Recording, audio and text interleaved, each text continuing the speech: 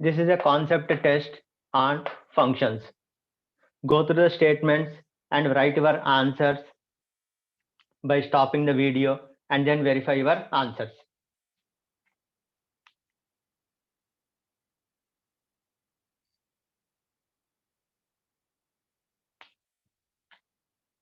Now, let us verify your answers. Number of functions from set A to set B where n of A equal to m and n of B equal to n is n to the power of m. Number of one-to-one functions from set A to set B where n of A equal to m and n of B equal to n is n, p, m. In terms of factorials, it is n factorial upon n minus m factorial.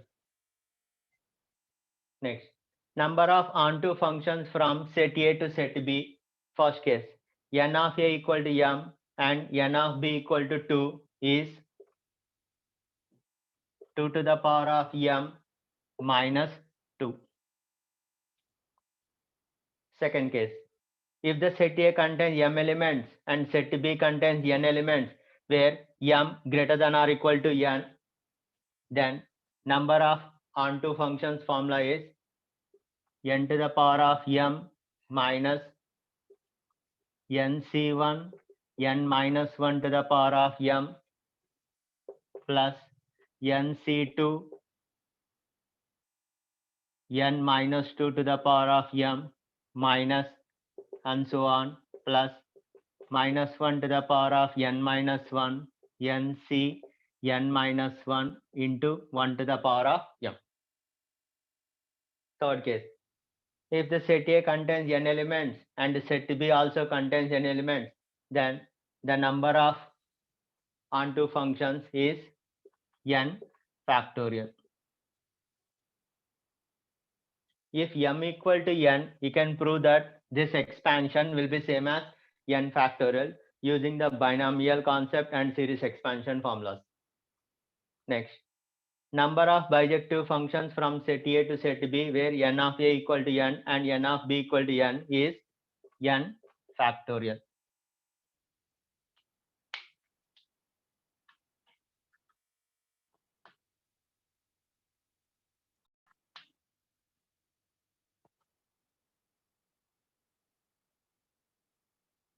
Go through the few more concepts and write your answers.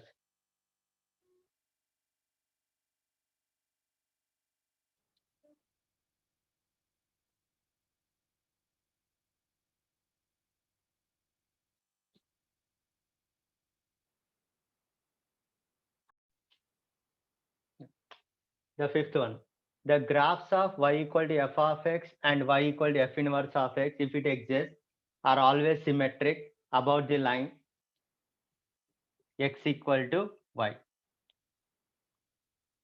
Next, the solutions of the equation f of x equal to f inverse of x are also the solutions of the equation f of x equal to x or f inverse of x equal to x. So this will be useful in the numerical problems. So there are some problems where it can be given as f of x equal to f inverse of x and is asked to solve. Then instead of solving this, you can solve for the equation either f of x equal to x or f inverse of x equal to x. If one function is the inverse of another function, then their composite function is an identity function.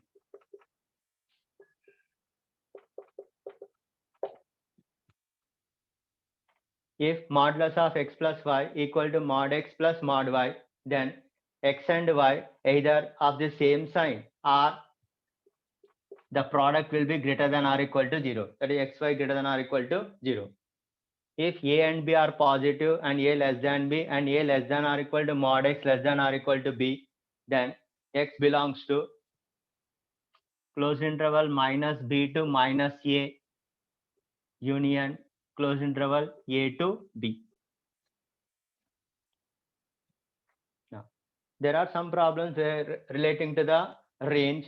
So in that cases, this will be useful. That is range of modulus of x plus or minus y is modulus of mod x minus mod y to mod x plus mod y. That is modulus of x plus or minus y is always less than or equal to mod x plus mod y and always greater than or equal to modulus of mod x minus mod y.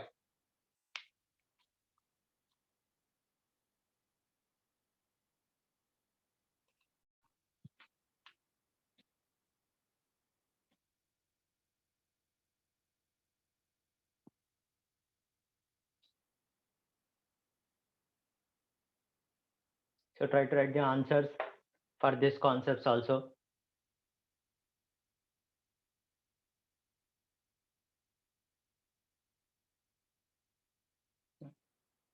So 11th one, x is a real number and n is an integer, then the greatest integer function x plus n can be written as greatest integer function of x plus n. That means integer can be always taken as outside. Next, step x plus step of minus x. So it will be 0 when x is an integer and equal to -1 when x is not an integer. Next, fractional part of x plus fractional part of minus x.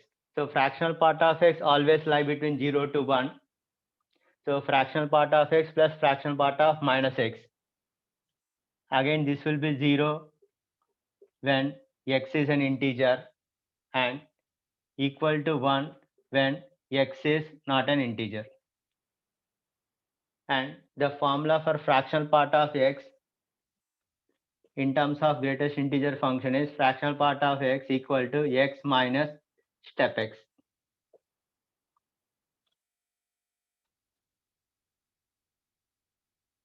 If f is an even function, then f of minus x equal to f of x for all x belongs to the domain of the function. And if f is odd, then f of minus x equal to minus f of x. If f of a plus x equal to f of a minus x, then f is symmetric about the line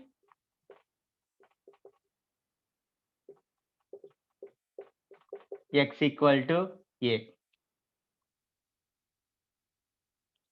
Suppose if f of x is sum of even and odd functions, then the even function in terms of f of x is half of f of x plus f of minus x. Whatever may be the function, f of x plus f of minus x is always even function and odd function is half of f of x minus f of minus x. So whatever may be the function f of x minus f of minus x is always an odd function.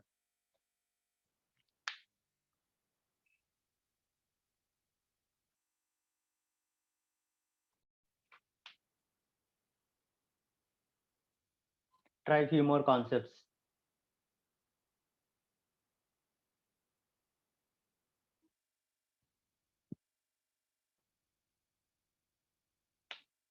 If f is a periodic function with period t, then f of x plus nt will be same as f of x, where n is a integer.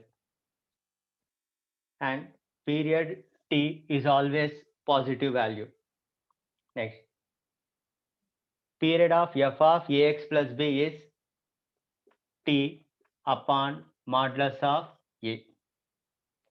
Next, period in case if it exists, fractional part function period is 1, whereas greatest integer function is non-periodic.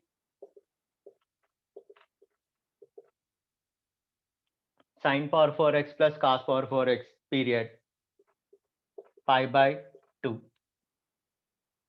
Sin pi x plus sin 2x is non-periodic. That is, you can say period does not exist, whereas individually they are periodic but the sum is non-periodic.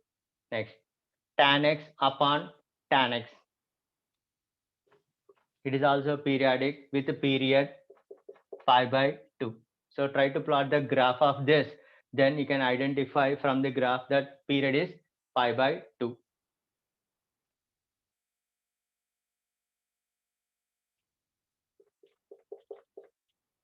Suppose if I consider the constant function f of x equal to k. So the constant function is periodic, but period cannot be determined.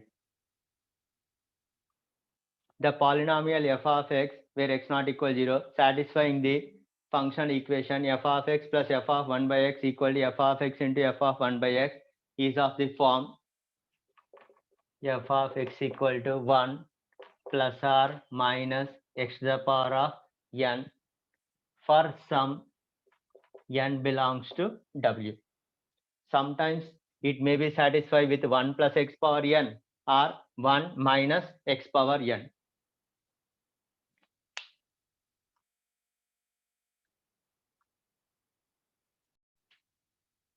So these are the minimum concepts which are required for your competitive examinations.